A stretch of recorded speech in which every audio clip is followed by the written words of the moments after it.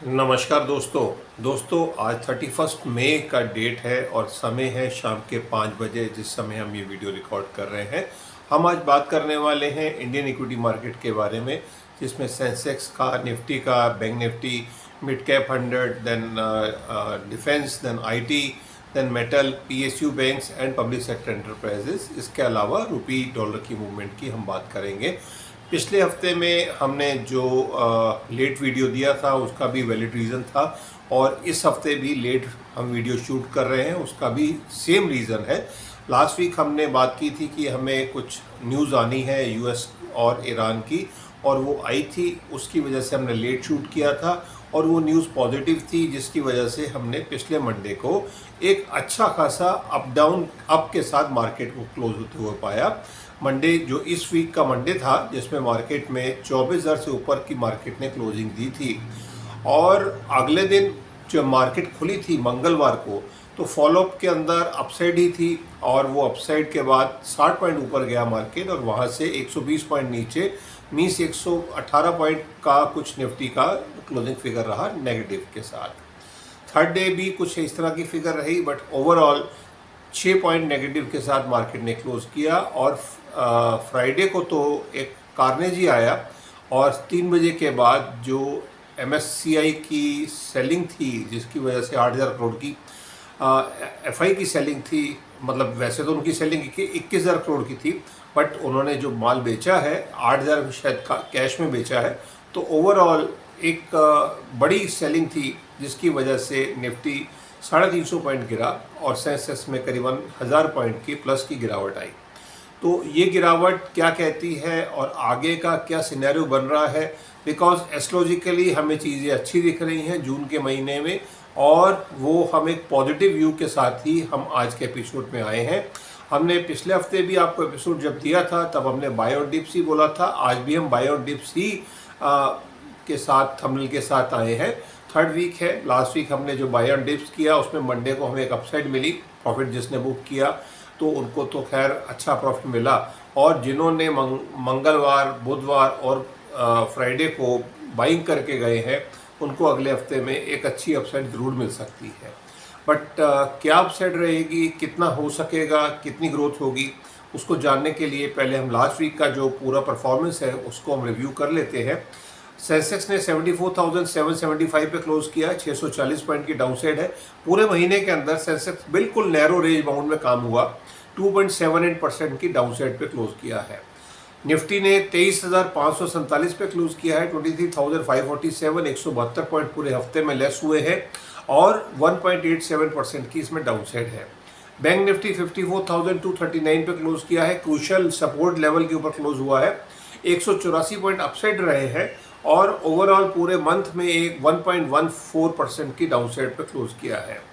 Mid cap 100 61,723 पे close किया है, पूरे हफ्ते में 334 पॉइंट ऐड हुए हैं, बट पूरे महीने के अंदर भी 2.25% की अपसाइड के साथ क्लोज किया है, 2.23% की अपसाइड के साथ मिड कैप 100 ने क्लोज किया है।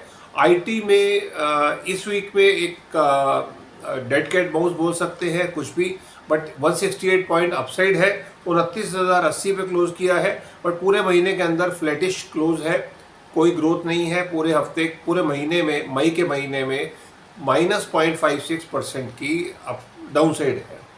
पीएसयू बैंक्स में हल्की सी ग्रोथ है, इस हफ्ते में 8,156 पे क्लोज किया है, 150 पॉइंट की अपसाइड है, और बट पूरे महीने में हम बात करते हैं तो 5.5% की डाउनसाइड है।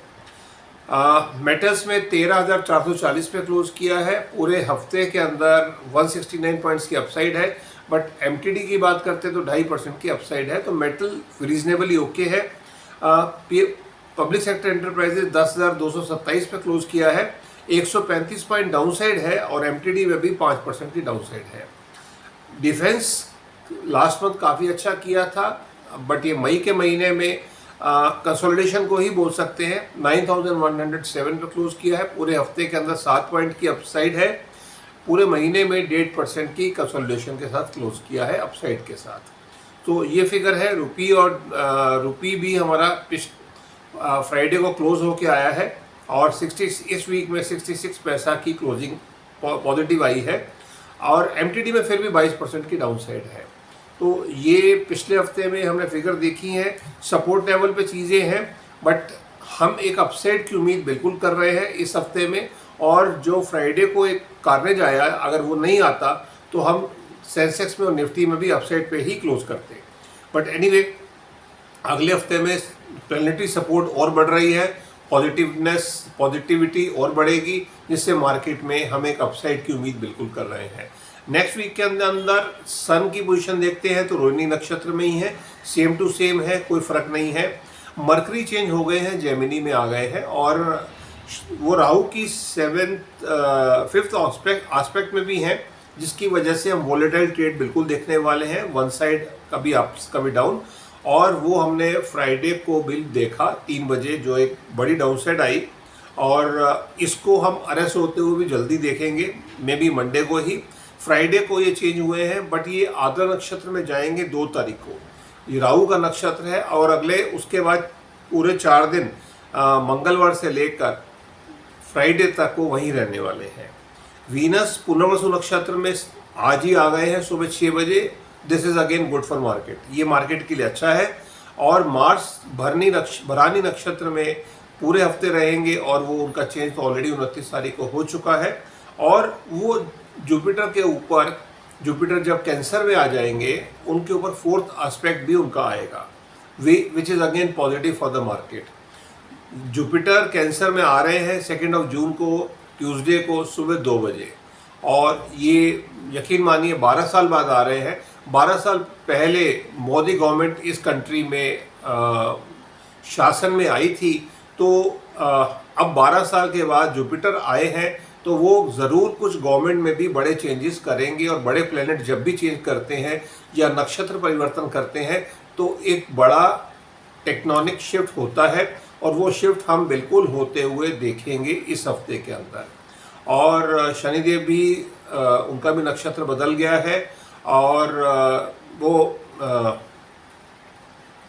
जुपिटर का भी नक्षत्र बदलेगा इसी महीने में 18 तारीख को। तो हम काफ़ी कुछ बड़ी उठक पुठक देखने वाले हैं इसी महीने में, और ये निफ्टी बैंक निफ्टी के लिए काफ़ी पॉजिटिव होने वाला है। मरकरी का ट्रांजिट और जुपिटर का जो ट्रांजिट हुआ है, ये ज़रूर है जुपिटर 6-8 एक्सेस में रहेंगे राहु के साथ, विच इज़ नॉट गुड। और केतु की भी 9th एस्पेक्ट मंगल के ऊपर आ रही है, जो एक अच्छा सिम्टम नहीं है। तो कुछ पॉजिटिवनेस है, कुछ नेगेटिव है, बट मार्केट को जो चलाता है, जो प्लेनेट ज़्यादा रिस्पॉन्सिबल है, वो मरकरी है। और मरकरी अपने घर में आ गए हैं, राहु की 5th एस्पेक्ट में ज़रूर रहेंगे, बट राहु की 5th एस्पेक्ट एक अच्छी एस्पेक्ट गिनी जाएगी, बिकॉज उनका मरकरी, राहु भी अपना घर समझते हैं, और मरकरी में जेमिनी के अंदर वो उच्च के भी गिने जाते हैं। तो ये सब प्लैनेटरी ट्रांजिट है, जो अगले हफ्ते इशारा कर रहा है कि मार्केट के अंदर हम रिवर्सल के साथ, मार्केट एक अच्छे मार्जिन के साथ हम क्लोज करेंगे ये वाला week, first week of June. So day wise prediction क्या रहेगी, वो किस तरह से काम करेगा, वो सब जानने के लिए आप बने रहे हमारे साथ आज के एपिसोड में।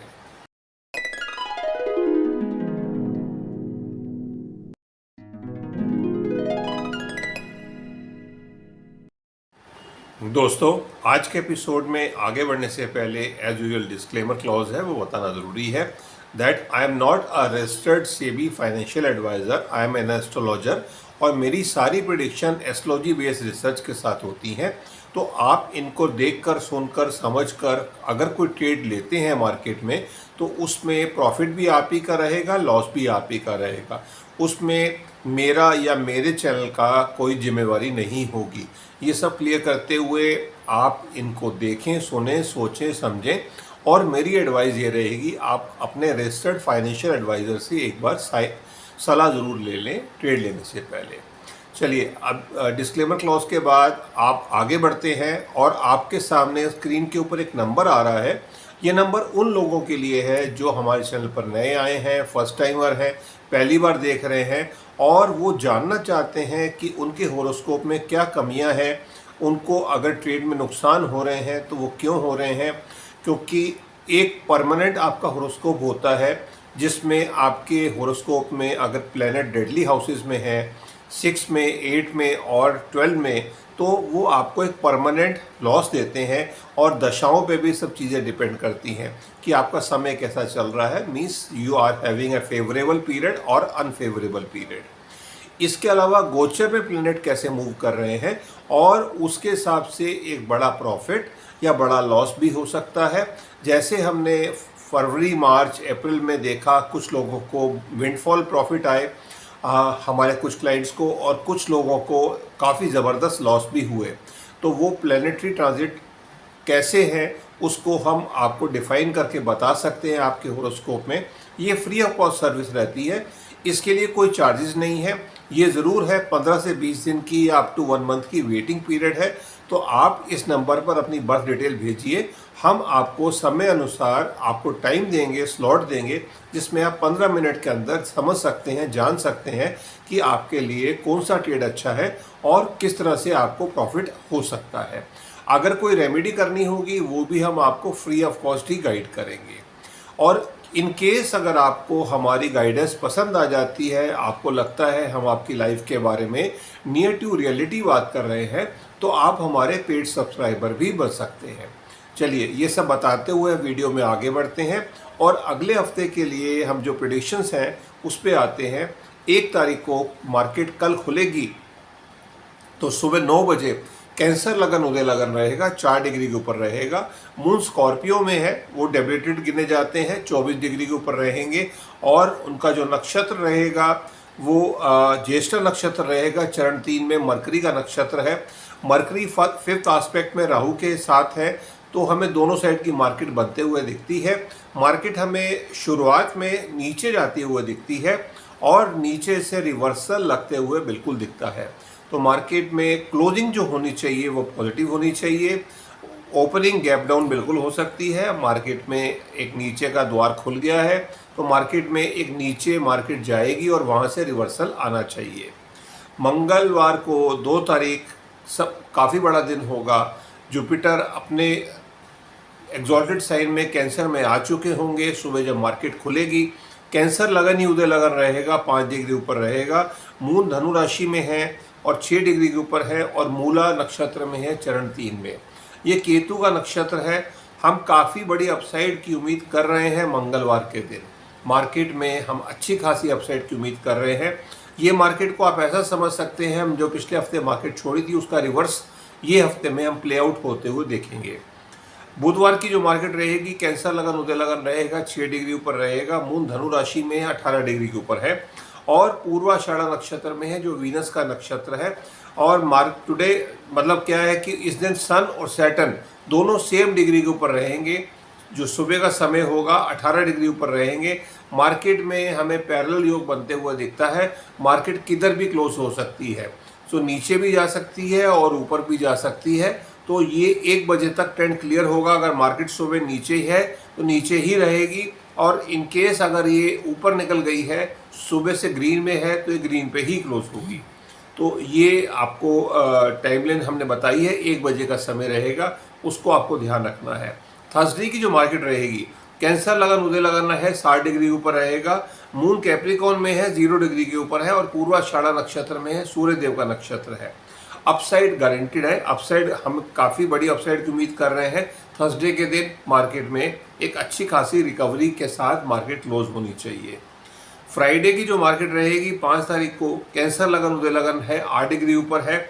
मून कैप्रिकॉन में है, 12 डिग्री ऊपर है और मून अपने ही नक्षत्र में है, श्रवण नक्षत्र में है। हम अपसाइड की उम्मीद ही कर रहे हैं। मार्केट में एक अच्छी खासी तेजी बनते हुए देख पा रहे हैं। सो कुल मिलाकर मार्केट में हमने जो मंडे को गैप डाउन देखेंगे, वहाँ से मार्केट में जो रिवर्सल होगा, ये अगले 4 दिन के लिए हम रिवर्सल के साथ ही मार्केट में अपसाइड पे ही क्लोज करेंगे। ये मेरी गणना है जिसको मैंने आपके साथ शेयर किया है। उम्मीद करते हैं आपको हमारी जो भी प्रेडिक्शंस हैं उसमें कुछ वैल्यू एडिशन मिलता होगा और उससे आपको ट्रेड लेने में आसानी होगी। तो अगर आपको ट्रेड में कुछ भी कमेंट्स करने हो, आप बिल्कुल कमेंट बॉक्स में मेंशन करें कि आपको हमारी प्रेडिक्शन में क्या बेनिफिट हुए, और अगर बेनिफिट हुए हैं तो उसको मेंशन करें। अगर नहीं हुए हैं तब भी हमें बताएं, सो दैट हम अपनी प्रेडिक्शन को और अच्छा किस तरह से इम्प्रूव कर सकते हैं। वैसे हमारे हिसाब से हमारी प्रेडिक्शन नियर टू रियलिटी जाती है, और कभी कभार में डे प्रेडिक्शन में ज़रूर चेंज हो सकता है, बट ओवरऑल हम इसको अभी जो ट्रेंड है इसमें हम बाई ऑन डिप्स के साथ ही मार्केट में आपको सजेस्ट करेंगे कि डेली जो मार्केट है उसमें बाइंग जो है वो नीचे से आ रही है सपोर्ट लेवल से, और मार्केट अपसाइड की तरफ जाने को आतुर है। तो ये हमारी कैलकुलेशन है जिसको हमने आपके साथ शेयर किया है। उम्मीद करते हैं आपको हमारा एपिसोड पसंद आया होगा। अगर आप हमारे चैनल पर नए आए हैं तो काइंडली लाइक भी करें, शेयर भी करें, कमेंट भी करें, और अगर आप पहली बार देख रहे हैं तो आप अपने हॉरोस्कोप डिटेल बिल्कुल भेज सकते हैं। चलिए, आज के एपिसोड में इतना ही। अब मैं अपनी वाणी को विराम देता हूँ। धन्यवाद। भारत माता की जय। जय हिंद।